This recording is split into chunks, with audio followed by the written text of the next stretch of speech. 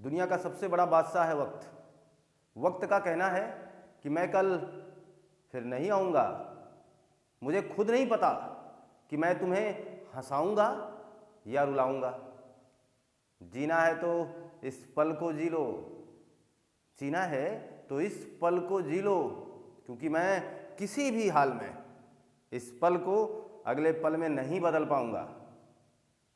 समय की कीमत समझनी होगी आपको। बहुत ही महत्वपूर्ण कंटेंट में आपका स्वागत अभिनंदन कर रहा हूं मैं। पृथ्वी की संरचना पार्ट 1। आज हम लोग इसकी पृष्ठभूमि तैयार करेंगे। पृथ्वी की संरचना क्यों पढ़नी है हमें और ये किस महत्वपूर्ण टॉपिक से इसका लिंक है। हम अगर इस बेहतरीन टॉपिक को, इस बेहतरीन सामंजस्य को अपने जीवन के साथ जोड़ना चाहते हैं तो क्यों? वही जरूरत यह है कि हम ये जानें कि हम ऐसा क्यों करना चाह रहे हैं। तो पृथ्वी की आंतरिक संरचना कह लेना, केवल हम उसके घनत्व को जान लें, केवल हम ये जान लें कि उसके कोर में ज्वालामुखी उसका उद्गार हो रहा है, केवल हम ये जान लें कि पृथ्वी अंदर से तरल अवस्था में है, इतना कहने से काम नहीं चलेगा। ये आपका बेसिक पॉइंट होता है। आप ये ऊपर जो पढ़ के निकल जाते हैं, यहाँ से आपको समस्याएं हैं। आप इसकी एक पृष्ठभूमि तैयार करें, बेहतरीन ढंग से हमारे साथ जुड़ें, पूरे मनोवेग से सुनने का प्रयास करें। देखना जरा, भूगोल जिसे हम जियोग्राफी कहते हैं, भूगोल हम जिसे जियोग्राफी कहते हैं, वाकई में मैं उसकी कुछ अलग अलग तरीके से आपको पॉइंट वाइज नोट करके दिखा रहा हूं आपको। भूगोल जिसे हम जियोग्राफी कह चुके हैं, भूगोल में एक पार्ट होगा क्रमबद्ध भूगोल का, क्रमबद्ध भूगोल, और एक पार्ट होगा प्रादेशिक भूगोल। क्रमबद्ध भूगोल और एक पार्ट आपका हो गया प्रादेशिक भूगोल। यानी दो तरीके हमने अपना लिए हैं। भूगोल को दो महत्वपूर्ण पहलुओं में बांटा है। मैं पृथ्वी की आंतरिक संरचना पे पहुंचूंगा, लेकिन इसके ठीक पहले मैं इस टॉपिक को कहां से लाया गया है, क्यों इसे पढ़ना जरूरी है, इसकी एक भौगोलिक संरचना तैयार करना चाहता हूं। आपके मस्तिष्क में इसकी एक बनावट बन जाए, इसकी एक चित्रात्मक अंकन आपके मस्तिष्क में हो जाए। ये विशेष पहलू है। रटी हुई चीजें कब तक रहेंगी, सोचना जरा। ये ऐसी चीजें हैं जिसे आप कंठस्थ करते हैं किस तरीके से कि अगर मैं किसी भी चीज का अंकन अपने मस्तिष्क में चित्रात्मक रूप से करूं, एक बात बताऊं, अगर आप पूरे मनोवेग से सुन रहे हैं, अभी फिलहाल इसी वीडियो को पूरे मनोवेग से सुन रहे हैं, तो आगामी जो भी 25, 30, 35, 40 मिनट जो भी ये क्लास जाएगी, उतने टाइम तक पढ़ने वाला हर कोई स्टूडेंट्स जिसने अपने इधर उधर की बातें ना सोची हो, नहीं पढ़ते समय कुछ और करो, पढ़ते समय कहीं चैट करो, जो ऐसा नहीं कर रहा है, केवल पढ़ रहा है, तो पक्की बात है वो ये 40 मिनट उसका जाया नहीं जाएगा, और वो इस 40 मिनट के अंदर अपनी यहाँ बताई हुई समस्त चीज़ों को याद कर ले जाएगा। ये बेहतर है, ये करिए आप। तो क्रमबद्ध भूगोल, प्रादेशिक भूगोल जिसकी बात मैं कह रहा हूँ, तो आपको पहली बात तो जाननी होगी क्रमबद्ध भूगोल किसे कहते हैं और प्रादेशिक भूगोल किसे कहते हैं।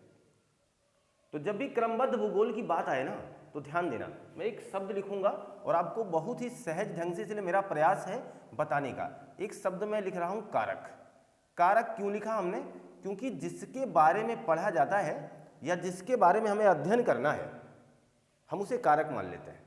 अर्थात कहने का मतलब बहुत पहले की बात मैं करूं, यानी जब भूगोल शब्द आया दुनिया में, जब भूगोल एक विज्ञान के रूप में हमारे सामने समाहित हुआ, उसके बहुत पहले की बात मैं कह रहा हूं, तो हम इस भूगोल में शामिल नहीं थे। यानी मानव भूगोल का कहीं दूर दूर तक कोई स्थान उसमें नहीं दिया गया था, लेकिन बाद में दिया गया। बाद में ये माना गया कि हम भी इससे प्रभावित हैं। हमारा जो जैवमंडल है वो भी भूगोल के अंतर्गत ही आएगा।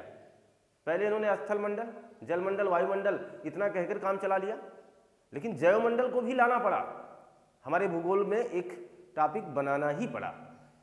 कारक का मतलब जिसका अध्ययन करो आप। अब आपको अध्ययन करना है, बाकी पेड़ पौधे अध्ययन करने जाएंगे नहीं, उनको किसी भी प्रकार के एग्जाम में पार्टिसिपेट नहीं करना है, करना सब कुछ आपको है।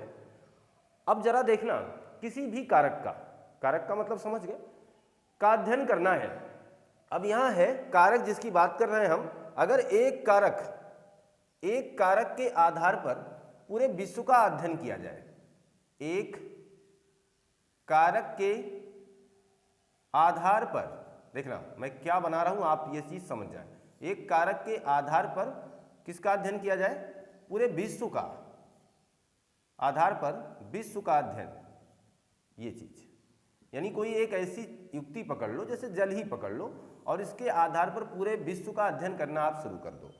ये मान लो कि महासागर की बात कर रहे हैं, तो महासागर आपके घर की दाल नहीं है, महासागर पूरी दुनिया की बात करेगा, है ना। तो जिसके आधार पे हम पूरे विश्व का अध्ययन अवलोकन कर रहे हैं कि महासागर के तलहटी में ये मिलता है, महासागर का जल इस तरीके से इतना खारा होता है, हम उसे पी नहीं सकते हैं। ये सारी बातें केवल आपके लिए बेस नहीं है, ये पूरे विश्व के लिए है। अगर ऐसा कर रहे हैं तो हम उसे क्रमबद्ध भूगोल की श्रेणी में रख देंगे। तो सीधी बात हो गई, किसी एक कारक का पूरे विश्व के आधार पर अध्ययन करना। क्या परिभाषा समझ में आ गई? किसी एक कारक का पूरे विश्व के आधार पर अध्ययन करना क्रमबद्ध भूगोल की श्रेणी में रखा जाएगा, या क्रमबद्ध भूगोल के नाम से जाना पहचाना जाएगा। मुझे लगता है डाउट क्लियर है। आगे देखिएगा, यहां से कुछ प्रश्न और है, जैसे कहा जाता है प्राचीन क्रमबद्ध भूगोल के पिता, प्राचीन क्रमबद्ध भूगोल के पिता या भूगोल के जनक, भूगोल के पिता। तो किसे मानेंगे? प्राचीन क्रमबद्ध भूगोल के पिता अगर बात की जाए तो ये हो जाएंगे इराटो साहब, इराटोस्थेनीज। इनका नाम ले लीजिए, इराटोस्थेनीज का। और अगर आधुनिक क्रमबद्ध भूगोल की बात आ जाए ना, आधुनिक क्रमबद्ध भूगोल के पिता की बात आए, आप भी अपने नोटबुक पर अपना कलम दौड़ाएं। आधुनिक क्रमबद्ध भूगोल का पिता अगर बात की जाए तो यहां आ जाएंगे हमबोल्ट साहब। एग्जाम में ये प्रश्न दौड़े हैं खूब, ये हमारे साथ इनका सामना होना है, और हम इस सामने के लिए, इनसे लड़ने के लिए पूरे अच्छे ढंग से तैयार हैं। मुझे लगता है कि आप भी तैयार हैं और तैयारी अपनी बनाए रखें। तो मेरे कहने का मतलब हुआ, ये प्रश्न काफी दौड़ा एग्जामों में। प्राचीन क्रमबद्ध भूगोल के पिता की बात आएगी तो इराटोस्थेनीज साहब कह दीजिएगा, आधुनिक क्रमबद्ध भूगोल के पिता की बात आएगी तो हमबोल्ट कह लीजिएगा। हम पृष्ठभूमि तैयार कर रहे हैं पृथ्वी की आंतरिक संरचना के बारे में जानने के लिए, पृथ्वी के अंदर की बात जानने के लिए हम बने हैं हमारे साथ। इस वजह से, क्योंकि हम कुछ जानेंगे अंदर की बात अपनी पृथ्वी की, उसके ठीक पहले मैं उस आंतरिक संरचना को आपकी जरूरत बना दूं, इसके लिए मैं इसके भौगोलिक पृष्ठभूमि की तैयारी कर रहा हूं। अतः आप हमारे साथ जुड़ करके अपनी तैयारी को एक निश्चित दिशा में ले जाने के लिए पूरे माइनर अंतर से, या मैं ये कह दूं कि आप एक निचले बिंदु से शुरुआत करें, जिससे आपकी टॉपिक पूरी तरीके से क्लियर हो पाए। आप किसी भी एग्जाम की तैयारी कर रहे हैं, चाहे वो यूपीएसएससी हो, चाहे आप टेट, सीटेट, सुपर टेट ऐसे भी एग्जामों की तैयारी कर रहे हैं, किसी भी बड़े एग्जाम की तैयारी कर रहे हैं, तो हमारा ये पहलू, हमारा ये जो भी ये एपिसोड जाएगा आपके हर एग्जाम के लिए महत्वपूर्ण साबित होगा। मैं इसको स्तर तक पढ़ाने का प्रयास करता हूं, ज़्यादा से ज़्यादा बताने का प्रयास करता हूं, इस वजह से आपके किसी भी एग्जाम के लिए बेहतरीन साबित हो सकता है। अतः हमारे साथ पूरे मनोवेग, पूरे शिद्दत से जुड़े रहें। आइए देखिएगा, तो हम बात करेंगे जहां प्रादेशिक भूगोल की, जहां बात करेंगे प्रादेशिक भूगोल का मतलब हुआ इसी कारक की, मैं बस फिर बात करूंगा।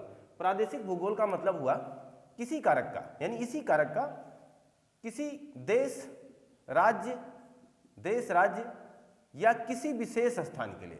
देखना, देश, राज्य या किसी विशेष स्थान के लिए,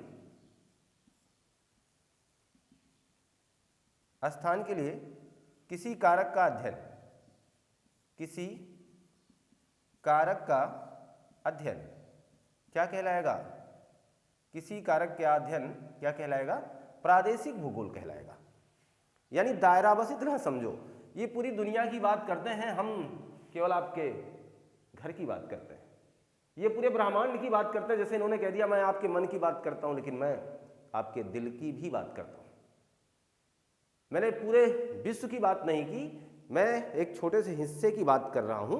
अतः प्रादेशिक भूगोल के अंतर्गत वह समझ जाइए, अगर आप किसी देश के भूगोल का अध्ययन कर रहे हैं, उसका जियोग्राफी कर रहे हैं, आप किसी अन्य स्थान का अध्ययन कर रहे हैं, जैसे आप यूपी के भूगोल की व्यवस्था यानी भूगोल के बारे में जानना चाहते हैं, तो यह भी प्रादेशिक भूगोल है। आप भारत के भूगोल की बात कर रहे हैं, यह भी प्रादेशिक भूगोल है, क्योंकि आपने विश्व के किसी एक टुकड़े को निकाला है, चाहे वो छोटा हो चाहे वो बड़ा हो, समझ चुके हैं आप। देखिएगा, अगर यहां भी बात कुछ इस तरीके से आ जाए कि प्रादेशिक भूगोल का पिता कौन है, तो ध्यान देना, अब यहाँ हमबोल्ट साहब नीचे थे, अब यहाँ देखिएगा, बहरहाल उनका नाम नहीं आएगा लेकिन हा से ही नाम उनका भी है, प्राचीन, प्राचीन प्रादेशिक, समझ जाएंगे आप, भूगोल पिता, प्राचीन प्रादेशिक भूगोल के पिता। अगर इनकी बात की जाएगी तो आपको नाम लेना है, अब जहां यहां हम बोल्ट लिया है, अब देखना जरा, यहां आ जाएंगे हिकैटियस साहब। कुछ इस तरीके से मैं अपनी जानकारी को याद रख पाता हूं तो मैं इस तरीके से शेयर भी कर रहा हूं। मैंने इनको ध्यान से सोचा कि पहले ई है फिर हा है, तो इरेटोस्थेनीज और हमबोल्ट याद रहा।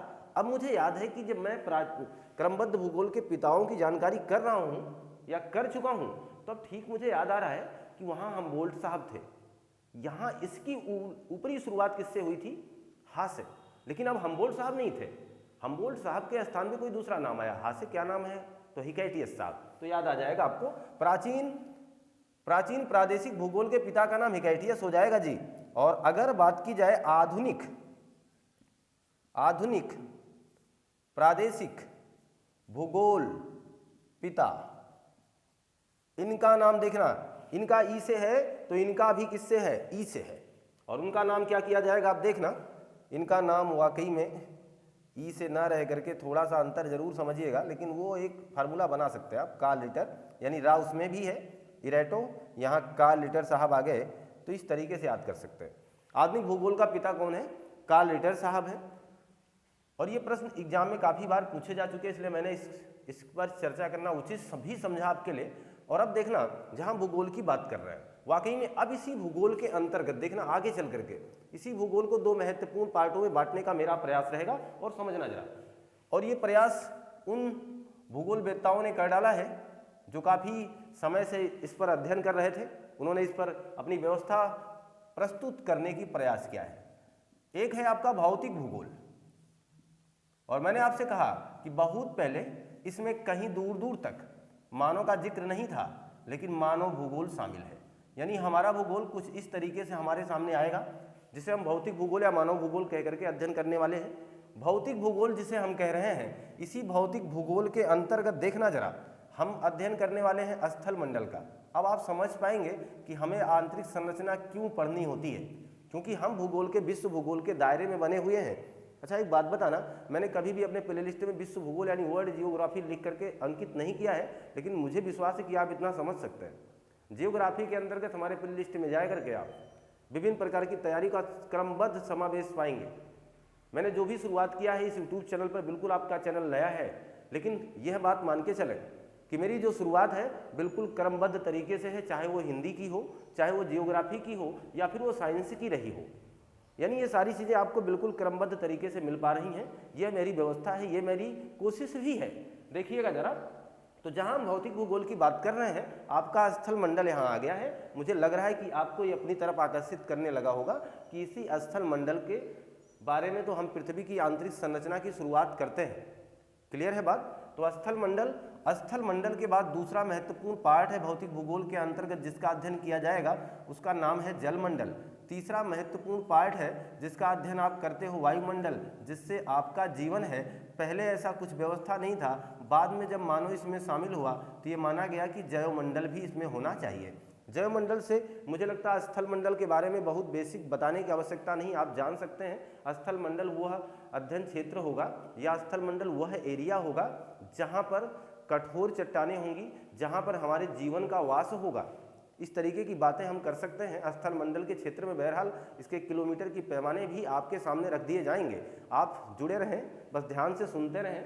जलमंडल का मुझे लगता है टूटी फूटी जानकारी मुझसे कोई पूछ ले तो मैं कह दूंगा कि जल का जितना दायरा होगा वो जलमंडल के अंतर्गत आने वाला है। वो पृथ्वी पर चाहे 71% की भूमिका क्यों ही ना अदा कर रहा हो, वो बात की बातें हैं। लेकिन अब देखना, वायुमंडल की बात करूंगा, मैं ये कह सकता हूं कि हमारे वातावरण में वायुमंडल का जितना ज़्यादा एरिया होगा, जितना दायरा होगा, जहाँ तक वायु फैली होगी, जहाँ तक वायु का विस्तार होगा, वो पूरा का पूरा मामला वायुमंडल के अंतर्गत आएगा। इसको भी हम अलग अलग तरीके से पढ़ने का प्रयास करेंगे। जैवमंडल की बात करें तो यहाँ हमारा मामला फंसता है थोड़ा सा। तो मैं आपको बताना चाहूँगा, एग्जामिनर ने इस बात को बाबत पूछ रखा है, कई बार आपके एग्जाम में हूबहू इसको टटोलने का प्रयास किया जा चुका है। स्थल मंडल, जलमंडल और वायुमंडल की अगर बात की जाए तो इन तीनों के समाहित रूप को ही जैवमंडल की श्रेणी में रखा जाएगा, जहाँ इनका संक्रमण एरिया होगा। संक्रमण का मतलब ये नहीं, इन्फेक्शन की बात नहीं कर रहा हूँ। संक्रमण का मतलब वह एरिया जहाँ जलमंडल, स्थल मंडल, वायुमंडल मिलकर के किसी जीव के रहने का स्थान बना देते हैं, किसी हम जैसे लोगों की संरचना, हम लोगों के जीवन देने का काम कर जाते हैं, इसी एरिया को जैवमंडल कहा जाता है।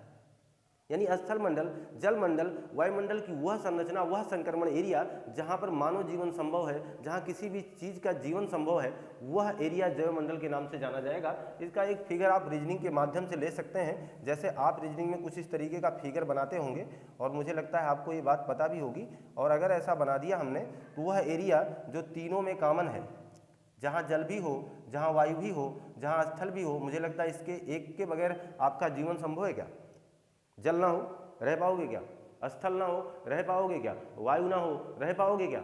नहीं। इसलिए मैंने कहा वह एरिया जहां आपका जीवन संभव हो, वह एरिया जहां यह संक्रमण एरिया कहलाएगा, इसी को हम लोग क्या कहेंगे? जैवमंडल कहेंगे। मजा आ गया होगा इस बात को जान करके, और मुझे लगता है आपको अब ये इंटरेस्टेड क्लास लगेगी। जैवमंडल, अब ये हो गया आपका स्थल मंडल। आप बहुत कुछ अलग करके जान सकते हैं, और ये आपका हो जाएगा वायुमंडल। जल मंडल, स्थल मंडल भी हुआ, जल मंडल तो मैंने लिखा ही नहीं बहरहाल, वायु मंडल, और ये आपका हो जाएगा जल मंडल। क्लियर है बात? इनका जो संक्रमण एरिया होगा, जहां पर जीवन का विकास संभव है, जहां पर जीवन का उद्भव हो, या आप कह सकते हैं जहां जीवन यापन संभव है, वो एरिया कहलाएगा जैवमंडल। कोई दिक्कत यहां तक आपको मेरे हिसाब से अब नहीं होनी चाहिए, नहीं होगी भी आपको। कैसे नहीं होगी? बिल्कुल नहीं होगी। देखना जरा, मानव भूगोल का मतलब तो आप बिल्कुल समझ सकते हैं, जहां पर हमारा तामझाम फैलाया जाएगा, जहां हम इससे रिलेटिव होंगे, जहां हम संबंध रखेंगे अपने भूगोल से, जहां हम नाता बनाएंगे। अरे बाबा, मैं तो मेरा संबंध है, मेरा रिलेशन होगा भूगोल से। जहां जिस जगह, जिस कंडीशन में हम लोग इनसे जुड़ेंगे ना, वो कंडीशन होगा मानव भूगोल का। यहाँ कुछ करने की आवश्यकता नहीं है। देखना, इसी स्थल मंडल की एक छोटी छोटी परिकल्पनाओं और अवधारणाओं की बात मैं कर लेता हूँ। जैसे माना गया, लोगों की परिकल्पनाएं, लोगों की अवधारणाएं हमारे बीच में आती रहीं, और ये हमें ये बताती रहीं कि पृथ्वी की जो संरचना है, पृथ्वी का जो निर्माण है, वो कहीं ना कहीं सूर्य से हुआ है। कुछ ऐसी बातें रही हैं, हमारे बीच में आई भी हैं। तो जहां हम स्थल मंडल की बात करते हैं, जहां पृथ्वी की आंतरिक संरचनाओं से संबंधित प्रश्नों पर चर्चा करते हैं, उससे ठीक पहले मैं आपको थोड़ी बहुत बातों को और शेयर करना चाहता हूं। जैसे कि हम स्थल मंडल की बात कर रहे हैं, तो हमें मानना है, ये हमें अवधारणा मिलती है कि हमारा जो पृथ्वी वो सूर्य का एक हिस्सा रहा होगा। कभी वो टूट करके अलग हुआ, बहुत ही ज़्यादा बारिश हुई, धीरे धीरे वो ठंडा हुआ। कुछ एरिए ऐसे थे जो काफ़ी जल्दी जलाशय से डूब गए, या उनका घनत्व बढ़ता गया। ऐसे स्थान पर जलाशय बन गए, तथा कुछ एरिया ऐसे रहे जो कठोर बन गए, जहाँ पर हम अपना जीवन यापन कर रहे हैं, जिसे आप महाद्वीप कह सकते हैं। हम अपने छोटी सी क्लासों में, कह सकता हूँ हाई स्कूल, इंटर जिसे कहते हो आप, 8, 9, 10 की बात कर लो आप, तो वहाँ पर आपने ये बात की रही होगी, उच्चावच। ये अभी एसएससी सीजीएल में दौड़ता रहा ये प्रश्न, आपके आईएएस का ये प्रश्न है। आप ध्यान दीजिए, आपके यूपीएससी वालों ने इसे खूब पूछा है, उच्चावच को। उच्चावच कोई अलग बात नहीं है, इस नाम से क्यों अलग लगता है? ऐसा लगता है कोई उच्च स्थान होगा, है ना? उच्चावच का मतलब कोई उच्च स्थान होगा। आप सीधी बात समझ लो, पृथ्वी की वह कलाकृतियां जो पृथ्वी की स्वयं की निर्मित हुई संरचना है, जिसे हम महाद्वीप कह लें, जिसे हम महासागर कह लें, जिसे हम पर्वत कह लें, जिसे हम पठार कह लें, ये सारी संरचनाएं उच्चावच के अंतर्गत आती हैं। पृथ्वी पर कोई भी कलाकृति बनी है वो उच्चावच के अंतर्गत आएगी। ये बात मान के चले आप, बहुत ही बेसिक चीज है। और इस उच्चावच को इस स्थल मंडल की अवधारणा से जोड़ने का मेरा अभिप्राय केवल बस इतना था कि उच्चावच, बस प्रश्न दौड़ा था एग्जाम में, तो मैंने कहा लो यहीं जान लो। इसमें 3 प्रकार के उच्चावच शामिल होते हैं। एक होता है प्रथम श्रेणी का जो उच्चावच होगा, उसका सीधा मानना है, एग्जामिनर का मानना है, या हमारे भौगोलिक वेत्ताओं का मानना है कि प्रथम श्रेणी का जो उच्चावच था, जब हमारी पृथ्वी ने जन्म लिया, उस समय पृथ्वी पर कुछ स्थानों पर घनत्व ज़्यादा और कुछ स्थानों पर घनत्व कम हुआ। इसका सीधा कारण था, जहां पर दबाव ज़्यादा पड़ा वहाँ जलाशय ने निर्माण लिया, जहाँ स्थल कृतियाँ रह गई वहाँ पर थोड़ा सा घनत्व तो कम रह गया। जल ने जहाँ ज़्यादा दबाव बना दिया वहाँ का घनत्व तो बढ़ जाएगा ना भाई, ये चीज़ तो दाब ज़्यादा होगा तो घनत्व तो ज़्यादा होगा, आपको पता है ये सारी बातें। अब देखना, तो प्रथम श्रेणी का जो उच्चावच रहा, वाकई में उसका काम केवल क्या था, पृथ्वी का जो संकुचन हुआ, यही एग्जामिनर ने पूछा ही है, पृथ्वी के संकुचन के कारण, पृथ्वी के संकुचन के कारण क्या बनता है, प्रथम श्रेणी उच्चावच का निर्माण होता है। ध्यान रहे, एग्जामिनर ने ठीक इसी तरीके से प्रश्न कर लिया कि प्रथम श्रेणी उच्चावच के अंतर्गत कौन आएगा तथा प्रथम श्रेणी उच्चावच का निर्माण कैसे होता है। तो पृथ्वी के संकुचन के कारण, पृथ्वी जब संकुचित हो रही थी, पृथ्वी जब संकुचित, यार वो बात समझो अच्छा जरा, जब कोई गर्म चीज होगी तो उसका फैलाव ज्यादा होगा, जब कोई ठंडी हो रही होगी तो वो संकुचित हो रही होगी कि नहीं हो रही होगी, बस इतनी बात समझना। पृथ्वी जब बनी थी आग का गोला थी, जब ये संकुचित हो रही है यानी जब ठंडी हो रही तो सिकुड़ रही है, तो इस अवस्था में प्रथम श्रेणी के उच्चावच का निर्माण हो जाता है, जिसे हम महाद्वीप और महासागर कहेंगे। महाद्वीप और महासागर ये प्रथम श्रेणी के उच्चावच हो गए, क्लियर। अब देखना, द्वितीय श्रेणी के उच्चावच, द्वितीय श्रेणी के उच्चावच में कौन आएगा और इनका काम कैसे होगा, ये पृथ्वी के आंतरिक बल से बनेंगे, पृथ्वी के आंतरिक बल से बनेंगे। हम लोग पृथ्वी की अब संरचना को समझना शुरू कर चुके हैं, बहरहाल अभी हम इसके अंदर नहीं गए हैं, लेकिन हम लोग पृथ्वी की संरचना को समझना शुरू कर चुके हैं। हम भले ही पृथ्वी की आंतरिक संरचना पार्ट 1 की एपिसोड आपके सामने दौड़ा रहे हैं, लेकिन हम पूरी तरीके से इसका एक पृष्ठभूमि तैयार कर रहे हैं। क्यों पढ़ना है हमें, अब जान लीजिए क्यों पढ़ना है। अब हम अपनी पृथ्वी की बनावट को समझना शुरू कर चुके हैं, हम यहाँ पर उच्चावच की प्राप्ति कर चुके हैं, हम यहाँ पर महाद्वीप और महासागर का नाम पहली बार सुन रहे हैं। हम द्वितीय श्रेणी पृथ्वी की आंतरिक संरचना, आंतरिक बलों के कारण, देखना इसका मतलब ये साफ है कि पृथ्वी के अंदर भी बल है, क्लियर है ना। अब वो किस रूप में है आगे जानते रहेंगे। पृथ्वी के आंतरिक बलों के कारण, यानी पृथ्वी अंदर से भी बल लगाती होगी, आंतरिक बलों के कारण क्या बना, पर्वत बना भाई। ध्यान देना, जो पृथ्वी का आंतरिक बल था उससे आपका पर्वत बन गया, उससे आपका पठार बन गया, ये चीज पर्वत बना पठार बना, ये हो गया। ये द्वितीय श्रेणी में शामिल रहे। एक और श्रेणी में आपका बनाई दूं और वो श्रेणी है तीसरी, जिसे आप तृतीय श्रेणी कह सकते हैं। तृतीय श्रेणी उच्चावच, पूरी बातें याद रखें, एक अच्छी सी नोटबुक तैयार करें, आपको भूगोल का बहुत कुछ पार्ट कुछ इसी तरीके से मिलने वाला है, एकदम आपका कॉन्सेप्ट क्लियर रहेगा। जो भी चीज़ें इस यूट्यूब चैनल से आपको प्रोवाइड कराई जाएंगी उसमें कोई इफ बट नहीं रहेगा, कोई संशय दुविधा नहीं रहेगी, आप पूरे मनोबल से विश्वास के साथ चीज़ों को अध्ययन कर सकते हैं। देखिएगा जरा, तृतीय श्रेणी में क्या आएगा, इसमें देखना पृथ्वी का बहिर्बल काम करेगा, वही का वाह्य बल है ना, यहाँ तक कोई दिक्कत नहीं, बहिर्बल काम करेगा। इसके लिए तृतीय श्रेणी वाले बनेंगे, जिसे आप अपक्षय कहेंगे, जिसे आप अपर्दन कहेंगे। इसको भी पढ़ेंगे भूगोल में आगे आप, अपर्दन, यानी सारी बातें ये जो आ रही हैं यही तो हमें आगे मिलेंगे। अपक्षय क्या है, अपक्षय क्या है, जो आप जान रहे हैं कि कोई भी कलाकृति जैसे पर्वत है, ये जो पर्वत है ये धीरे धीरे टूट करके गिरेगा नीचे, इस प्रक्रिया को अपक्षय कहेंगे। इसने कुछ अन्य चीज को बनाने का काम कर देगा, कोई अलग कलाकृति बन जाएगी, कोई अलग रचना बन जाएगी, अपक्षय हुआ। अपर्दन का मतलब वो चीज बह करके चली जाए नदियों द्वारा, कहीं और जाकर कोई संरचना बना दे, वो अपर्दन कहलाएगी। तो अपक्षय और अपर्दन में बस इतना बेसिक सा अंतर है बहरहाल, लेकिन ये सारी टाइप के इससे संबंधित उदाहरण, इससे पूछे जाने वाले प्रश्न एनसीईआरटी पैटर्न आपके सामने दौड़ेगा। एनसीईआरटी पैटर्न में आप अपक्षय अपर्दन से संबंधित प्रश्नों को जानेंगे। आपके सीटेट में पूछा गया प्रश्न अपक्षय, आपके सीटेट में पूछा गया अपर्दन, आपके यूपी टेट में पूछा गया अपर्दन। इसका मतलब ये हुआ कि ये हमारे लिंक है, ये हमसे जुड़े रहेंगे। यानी तमाम एग्जामों में जिनकी तैयारी आप कर रहे हैं हर जगह ये दौड़ते हैं, हर जगह ये पूछे जाते हैं। अतः हमारा काम ये है कि हम लोग इसे बहुत ही अच्छे ढंग से लेने का प्रयास करें, बेहतर ढंग से इस पर अपनी बनावट, अपनी पकड़ बनाएं। ये मान के चलें कि आपको ये सारी बातें समझ में आ चुकी हैं। आप इसका स्क्रीनशॉट ले लीजिए, ये मान के चलिए कि आपने स्क्रीनशॉट ले लिया होगा, जहां हम पृथ्वी की संरचना जैसे महत्वपूर्ण एपिसोड में शामिल हैं, जहां हम एक महत्वपूर्ण कंटेंट को लेकर के आपके सामने मुखातिब हैं, जहां आप पूरे मनोवेग से जुड़े हुए हैं। आगामी कुछ मिनटों तक आप बहुत ही बेहतरीन ढंग से जुड़ने का प्रयास हमेशा किए रखें। बहरहाल कुछ मिनटों की क्यों ही बात करें, लेकिन जो भी टॉपिक है वो आपके लिए बहुत ही महत्वपूर्ण होने वाली है। अब आप पृथ्वी की संरचना पर पहुंचने वाले हैं। क्यों आए हम, क्यों ये पृष्ठभूमि हमारे सामने आई, एक भूमिका हमने आपके सामने बनाने का प्रयास किया, आपके सामने स्थल मंडल लाया, वहाँ पर उच्चावच्य को दर्शाया, जो बनावट आप देख पाते हो वो आपकी आंखों के सामने मैंने उसे लाने का प्रयास किया।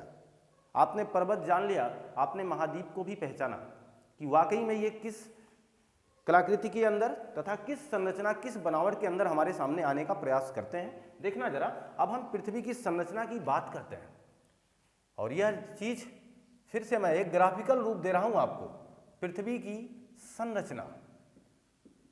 और ये जो पृथ्वी की संरचना है जिसमें हम लोग, आपने गोलाकार ये सारी बातें जान रखी हैं, पृथ्वी की संरचना जिसमें हम लोग इसका आंतरिक बात कर रहे हैं, आंतरिक, जिसमें हम इसके अंदर की बात कर रहे हैं।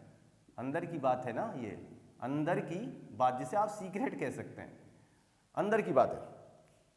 तो ये चीज पृथ्वी की संरचना यानी आंतरिक, यानी पृथ्वी के अंदर की बात। इस बात को जानने के लिए, इस अवधारणा को आपके सामने लाने के लिए वाकई में हमें इस बात को जानना होगा कि ये अवधारणा आई कहाँ से, ये अवधारणा आई कहाँ से, कैसे जाना लोगों ने।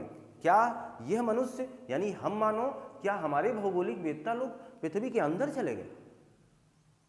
क्या ऐसी परिकल्पना है? क्या अंदर जाकर के उन्होंने किसी भी चीज को बताने का प्रयास किया? क्या ऐसी परिकल्पना है? नहीं, बिल्कुल गलत। ये हमारी सोच ही गलत हो सकती है। ऐसा हो नहीं सकता कि पृथ्वी के धरातल के अंदर मनुष्य जा पाए। मुश्किल बात है, ये कठिन बात है। हाँ, कुछ दूरी, कुछ पैमाने जाए जा सकते हैं, परंतु ऐसा नहीं है कि आप कहाँ तक चले जाएंगे, संभव नहीं है। देखना, तो पृथ्वी की जो संरचना है आंतरिक, अंदर की, जिसकी बात करना है वाले हैं हम, इसको कुछ इस तरीके से पढ़ा जाता है जिसके आधार पर वैज्ञानिकों ने ये बात बोली कि मैं आपको पृथ्वी के अंदर की बात बता सकता हूं, और वो कैसे, बगैर अंदर जाए। जैसे उत्पत्ति के आधार पर, उत्पत्ति जो हुई, उत्पत्ति पृथ्वी का हुआ, किस तरीके से हुआ वो चीज, यानी उत्पत्ति के सिद्धांतों के आधार पर पृथ्वी की आंतरिक संरचना की बात भौगोलिक वेत्ता करने लगे। उत्पत्ति के सिद्धांत के आधार पर भौगोलिक वेत्ताओं ने इस पर अपना मत रखना शुरू किया, या कह सकते हैं इसके आधार पर पृथ्वी के अंदर की बात पर थोड़ी बहुत बहस हुई। उसके बारे में कुछ पॉइंटें आपके सामने आई। आगे देखना, आगे की बात क्या रही, जो अप्राकृतिक स्रोत है, अप्राकृतिक स्रोत। अप्राकृतिक स्रोत का मतलब यह हुआ जो वाकई में स्रोत ना होकर के वही तो स्रोत होता है। अप्राकृतिक स्रोत और प्राकृतिक स्रोत में अंतर यह है कि एक आपके सामने प्रत्यक्ष होगा, एक आपके सामने प्रत्यक्ष भूमिका नहीं निभा रहा होगा। ठीक है, इतनी बात आप समझे, दोनों में अंतर आप समझ सकते हैं। और एक है आपका प्राकृतिक स्रोत, यानी जब मानव, यानी जब हम मानव इसके अंदर नहीं जा सकते हैं, इस पृथ्वी के धरातल में अंदर प्रवेश नहीं कर सकते हैं, जब हम 6371 किलोमीटर की गहराई पर नहीं जा सकते, मामूली नहीं है, 6371 किलोमीटर त्रिज्या है आपकी पृथ्वी की, तो बहुत ही कठिन बात है ये। जब हम यहाँ, हमारी परिकल्पना, हमारी अवधारणा नहीं पहुँच सकती है, तो हम लोगों ने कुछ अलग अलग अभिप्राय से, अलग अलग तरीके से पृथ्वी की संरचना, पृथ्वी की बनावट का अध्ययन करना चाहा और किया भी, और उसके बारे में आपके सामने पुख्ता प्रमाण रखने का भी प्रयास हुआ भी। देखना, तो कुछ सिद्धांत ऐसे आए उत्पत्ति के आधार पर, इसके आधार पर जाना गया, कुछ अप्राकृतिक स्रोतों के आधार पर, कुछ प्राकृतिक स्रोतों के आधार पर आए। अप्राकृतिक स्रोत में जहां हम लोगों ने जाना घनत्व को, देखना, जहां घनत्व ने बहुत कुछ बताने का प्रयास किया, जहां दाब ने बताने का प्रयास किया, जहां तापमान ने बताने का प्रयास किया। तापमान, घनत्व, दाब, तापमान, ये हमारे अप्राकृतिक स्रोत हैं जिन्होंने हमारी पृथ्वी की आंतरिक संरचना के बारे में बहुत कुछ बताया। आगे देखिएगा, प्राकृतिक स्रोत में आपके सामने आ जाएगा, एक तो आपका आएगा ज्वालामुखी, ज्वालामुखी, और एक आप महसूस कर लेते हैं भूकंप। ये आपके प्राकृतिक स्रोत है, ज्वालामुखी और भूकंप। कोई दिक्कत? ऐसा ही पूछ लिया जाएगा। ऐसा मत सोचना कि मैं सबसे ऊंची ज्वालामुखी याद कर लूंगा तो मेरा काम बन जाएगा, मैं दुनिया की सबसे बड़ी ज्वालामुखी याद करके आ गया है, मेरा काम बन गया। ऐसा नहीं है। एग्जामिनर कह सकता है पृथ्वी की आंतरिक संरचना का अध्ययन करने के लिए निम्न में से किसका योगदान शामिल नहीं है। तो इस तरीके की बात होगी तो फिर वहां आपको ध्यान देना होगा, ज्वालामुखी से भी, भूकंप से भी, तापमान से भी, दाब से भी, घनत्व से भी अध्ययन किया जाता है पृथ्वी की आंतरिक संरचना का। एग्जामिनर वैकल्पिक व्यवस्था में कुछ अलग करेगा, इसलिए जरूरी है हर बात को जानना। ऐसा मत सोच के चलना अभी तो ये बनना है, इससे कोई प्रश्न ही नहीं आएगा। यही तो आप छोड़ के जाते हो और एग्जामिनर यहीं से प्रश्न उठा करके आपके सामने प्रस्तुत हो जाता है। देखिएगा, उत्पत्ति का सिद्धांत, जैसे एक ग्रहाणु परिकल्पना थी और एक ज्वारीय परिकल्पना थी। दो महत्वपूर्ण परिकल्पनाओं ने हमारे पूरे भौगोलिक क्षेत्र को, या हम ये कह सकते हैं भूगोल वेत्ताओं को हिलाकर रख दिया। इतनी ऊर्जा भर दी सब में कि लीजिए काम हो गया। बड़े चक्कर में बैठे हुए थे कि पृथ्वी के अंदर क्या, लो हमने बता दिया आपको। इसमें एक चैम्बरलिन नाम के एक वैज्ञानिक थे जो आपके सामने आएंगे अभी, तो मैं पहले उन्हीं का नाम ही लिख देता हूं, चैम्बरलिन।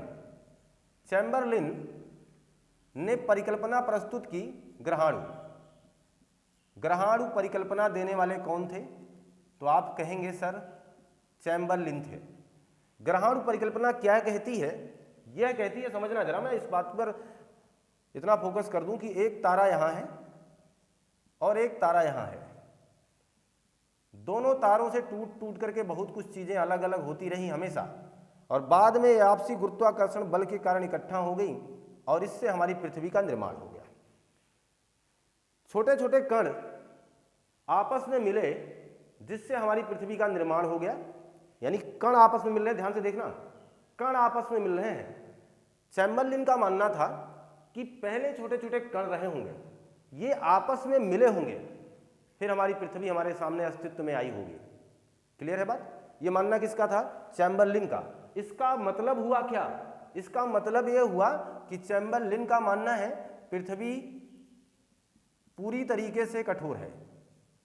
पूरी तरीके से कैसी अवस्था में है? कठोर, चाहे अंदर हो चाहे बाहर। हम बात अंदर की कर रहे हैं तो यहां अंदर की बात समझेंगे। चैम्बरलिन का कहना था कि पृथ्वी अंदर से कठोर है। ऊपर तो देख ही रहे हो यार, ऊपर तो कठोर है पूरी तरीके से, पृथ्वी अंदर से कठोर है। यह कहना किसका था? चैम्बरलिन का। ठीक इसी लाइन में, इसी क्रम में आ जाते हैं जीन्स साहब। जीन्स साहब का, जीन्स महोदय, इनको याद करिएगा भाई, जीन्स। और आप ध्यान दें, इन्होंने दिया क्या? ज्वारीय परिकल्पना। ज्वारीय परिकल्पना या संकल्पना या अवधारणा, ऐसा कुछ लिख करके आया तो जानना बात वही हो रही है। तो चैम्बरलिन और जीन्स की ज्वारीय परिकल्पना। जो जीन्स साहब थे, इनका कहना था, इन्होंने ज्वारीय परिकल्पना दिया, इनका मानना था, इनका क्या कहना था कि पृथ्वी अंदर से तरल अवस्था में, यानी पृथ्वी के अंदर जाओगे ना तो वहां तरल मिलेगा। इन्होंने ज्वारीय परिकल्पना कुछ इस तरीके से दी कि पृथ्वी कभी कुछ एक तरीके का आग का गोला थी और ये भारी भयंकर बरसात और धीरे धीरे तमाम प्रकार के वातावरण को झेलते हुए जब ये ठंडी होने लगी, लेकिन अभी इतनी भी ठंडी नहीं हुई कि पूरी तरीके से कठोर हो जाए। इनका ये कहना था, इनका ये कहना था कि अभी इतनी भी ठंडी नहीं हुई है कि पूरी तरीके से कठोर हो जाए, यानी आप अंदर चले जाओगे आज भी यहाँ पर तरल अवस्था मिलेगी। इससे पता चलता है ना कि कभी ये तरल रही होगी, आग रही होगी, बरसात हुई होगी, धीरे धीरे ठंडा होता होगा। तो ऊपर की जो प्रॉपर्टी, जो भूपट्टी है या अन्य जो स्थल मंडल जिसका एरिया भी आगे पढ़ेंगे आप जानेंगे, ये सारी चीजें धीरे धीरे कठोर हुई होंगी। लेकिन क्या सब कुछ कठोर हो गया? नहीं, कहा जाता है कोर में आज भी तरल है। तो इनकी परिकल्पना आज की अवधारणा में शामिल है, महत्वपूर्ण भी है। तो ज्वारीय परिकल्पना देने वाले कौन थे? जीन्स साहब थे। इनका मानना था पृथ्वी के अंदर तरल हिस्सा है, तरल भाग है, जो कि लगभग आप समझ सकते हैं यही अवधारणा आज भी प्रचलित है और ये मानी भी जाती है, मान्यता प्राप्त भी है। तो ये अवधारणाओं को मैंने बताने का प्रयास किया। इसके आधार पर हम संरचना पढ़ रहे हैं। घनत्व तो देखना जरा, घनत्व का मतलब क्या होता है? द्रव्यमान बटे आयतन, यही आप जानते हैं, आपने इसे फिजिक्स में देखा, यानी भौतिक विज्ञान में इसका पूरा अध्ययन किया होगा। घनत्व तो मैं अपनी भाषा में थोड़ा सा आपको बता दूं। घनत्व का मतलब सीधी बात है, एरिया कम होगा, वजन ज्यादा होगा, बस। यानी कहने का मतलब किसी भी वजनी चीज को जितने कम दायरे में रखोगे उसका घनत्व उतना ज्यादा होगा। क्लियर? जैसे मैं आपको किसी बहुत बड़े पदार्थ से मारूं, उसका भी वजन उतना ही हो, और एक छोटे पदार्थ से मारूं उतना, उसका भी वजन उतना हो, तो ये मान के चलना जो छोटा वाला होगा वो आपको ज़्यादा प्रभावित करेगा, क्योंकि उसका घनत्व तो कम होगा। ये चीज़ क्लियर मान के चलें। तो घनत्व का मतलब यही हुआ। अब देखना जरा, यहाँ से प्रश्न एग्जामिनर क्या करता है। मान लो ये आपकी पृथ्वी का एक टुकड़ा, जिसे आप केक मान लो, ऐसे ही एक टुकड़ा है, यहाँ घनत्व ज़्यादा होगा कि कम? जहाँ आप रहते हैं, जहाँ पोली और पोला अपना निवास स्थान बनाए हुए हैं, जहाँ ये अपने जीवन का यापन कर रहे हैं, निर्वहन कर रहे हैं, बताना ये जहाँ ये लोग रह रहे हैं यहाँ घनत्व ज़्यादा है कि इसके नीचे जाओगे तब घनत्व ज़्यादा होगा?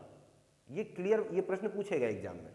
तो ध्यान देना, ऊपर आप जब चट्टानों से लगातार दबाव बनाए जा रहे हैं, तो ये चीज़ क्लियर हो गई ना कि ऊपर की अपेक्षा नीचे जाने पर घनत्व तो बढ़ेगा। इस बात को ध्यान देना, यानी नीचे नीचे जैसे जैसे जाओगे तो आपको घनत्व तो बढ़ेगा।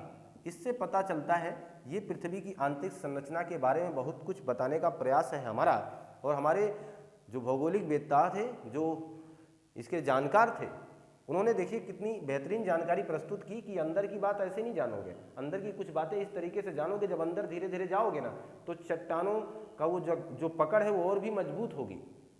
आपकी जो भूपट्टी हो काफ़ी ज़्यादा, उतना ज़्यादा घनत्व वाली नहीं है, लेकिन इसके जैसे ही नीचे जाओगे तो दबाव के कारण, इसी दाब के कारण, देखना इस दाब का इस घनत्व से बहुत संबंध है, बहुत बड़ा नाता है।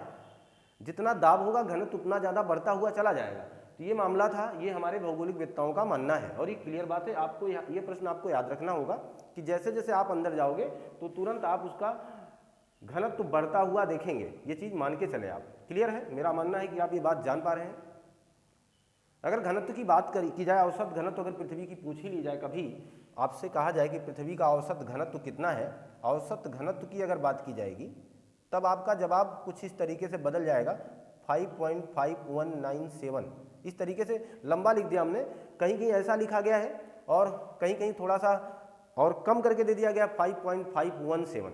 ठीक, तो इस तरीके की बात जान लें, किताबों वाला अवलोकन ही मैं कर दे रहा हूँ आपका, मान के चलें 17 ग्राम प्रति सेंटीमीटर क्यूब, ये है आपकी पृथ्वी का औसत घनत्व 5.517 ग्राम प्रति सेंटीमीटर क्यूब।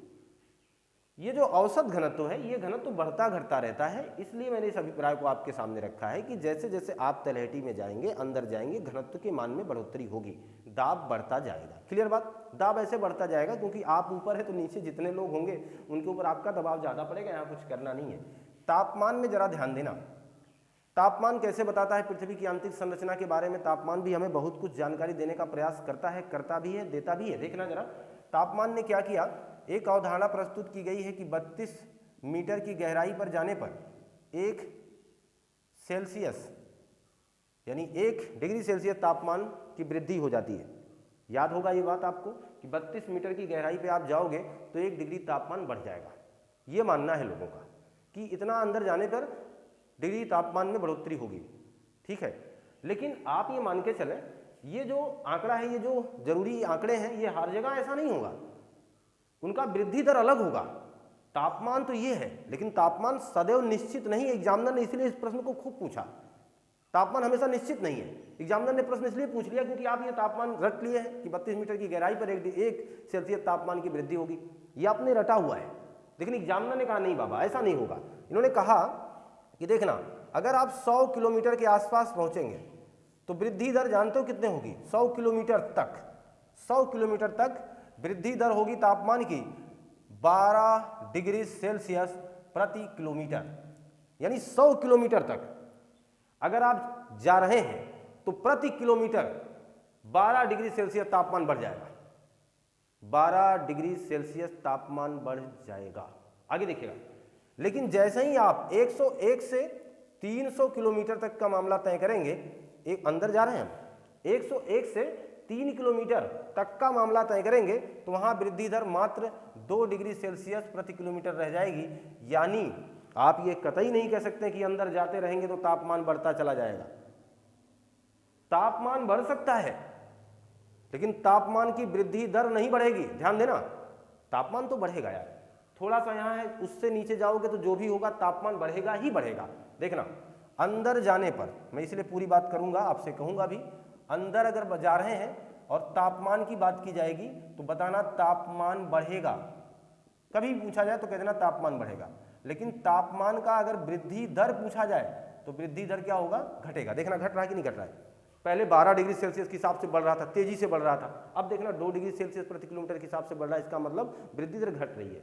आगे देखना, अगर हम बात कर लेते 301 किलोमीटर से लगाकर पूरा 6371 किलोमीटर जो कि पृथ्वी की त्रिज्या है, जो भी इसके ठीक पहले मैंने इस पर अपना एक थोड़ा सा ध्यान आपका खींचना चाहा था, तो 301 किलोमीटर से 6371 किलोमीटर की गहराई तक अब तापमान 1 डिग्री सेल्सियस प्रति किलोमीटर के हिसाब से बढ़ेगा। इसका मतलब हुआ कि वृद्धि दर में कमी आ रही है, वृद्धि दर में कमी आ रही है, जबकि तापमान बढ़ रहा है। ठीक, तापमान बढ़ रहा है और वृद्धि दर में कमी आ रही है।